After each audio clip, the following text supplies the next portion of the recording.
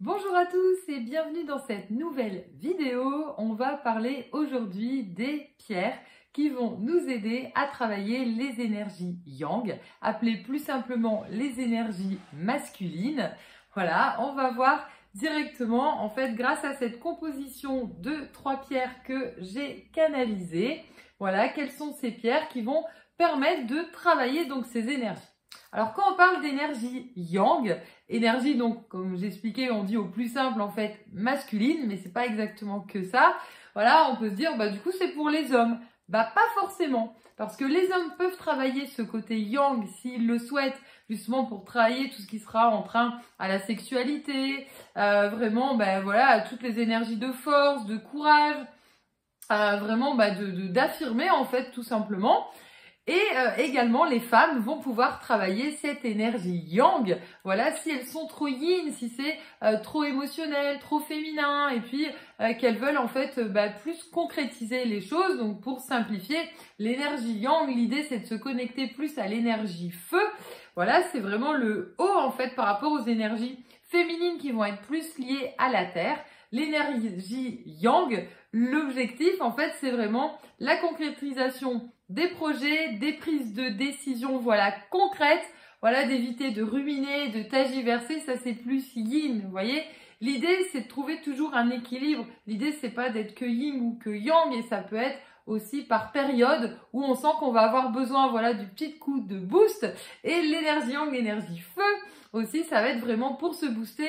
Donc comme j'expliquais, avoir la force, le courage d'avancer, concrétiser les choses, éviter de ruminer et du coup d'actionner une fois qu'on sait ce qu'on veut, on y va tout simplement. Voilà, c'est vraiment en fait de s'affirmer, en fait d'avancer, l'évolution en fait de notre âme, et qui est plus en fait finalement de dispersion et de perte de temps, en fait de perte d'énergie, même si on peut toujours rattraper les choses. Alors de quelle pierre parle-t-on ici? On va avoir la pierre de soleil qu'on ne voit pas forcément souvent en fait en lithothérapie. On parle beaucoup de la pierre de lune qui est pour le coup une pierre féminine avec les énergies yin pour les émotions, pour l'intuition.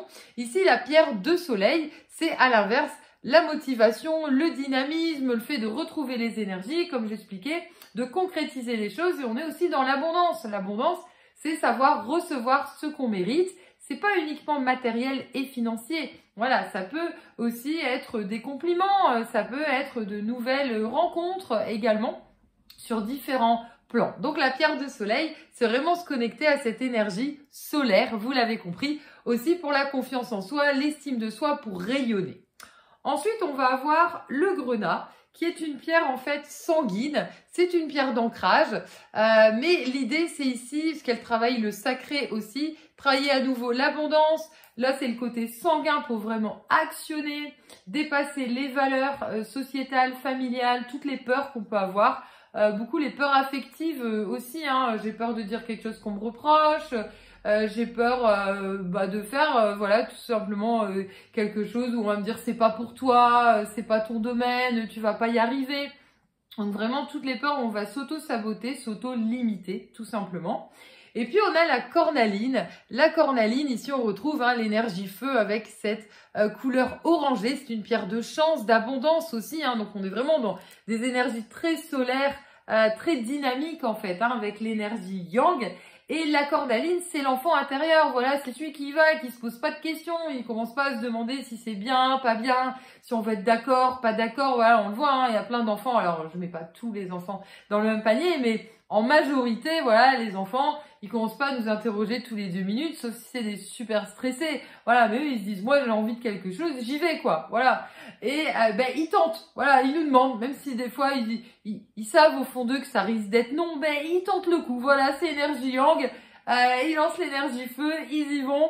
Et là-dessus, en fait, ils se posent moins de questions que nous. C'est vraiment l'adulte qui a un mental. Et bien souvent, on voit en plus que c'est l'adulte qui va dire à l'enfant, t'es sûr, tu veux pas réfléchir un peu plus, voilà, t'es sûr de ton choix, alors que l'enfant, lui, il sait ce qu'il lui faut.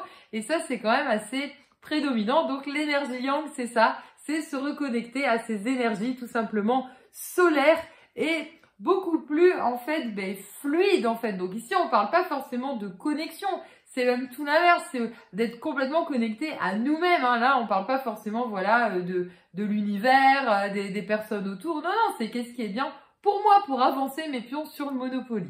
Donc, vous pouvez retrouver cette composition, voilà, sur l'aurorecéleste.com. Je vous mets le lien juste en dessous de la vidéo et je vous dis à très bientôt.